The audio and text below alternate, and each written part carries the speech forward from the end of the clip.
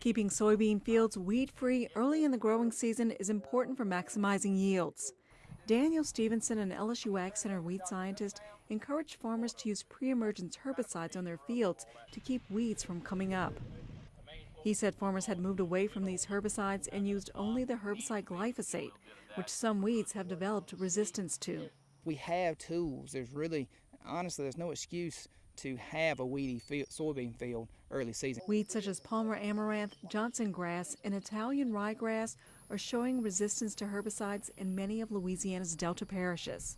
Stevenson said Palmer amaranth is especially problematic because it can grow an inch a day, and one plant can produce 500,000 seeds.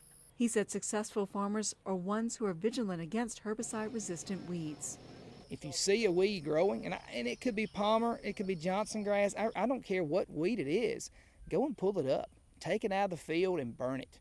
Get rid of it. Why take it easy today to give yourself a heartache tomorrow? Other research at the center is looking at the optimum date for planting soybeans and finding solutions for the soybean disease Cercospora leaf blight.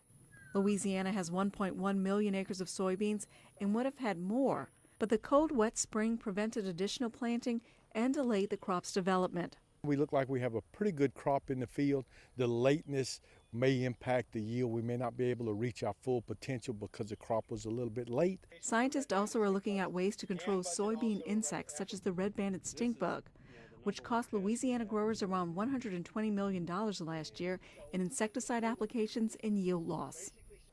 With the LSU AgCenter, this is Tobie Blanchard reporting.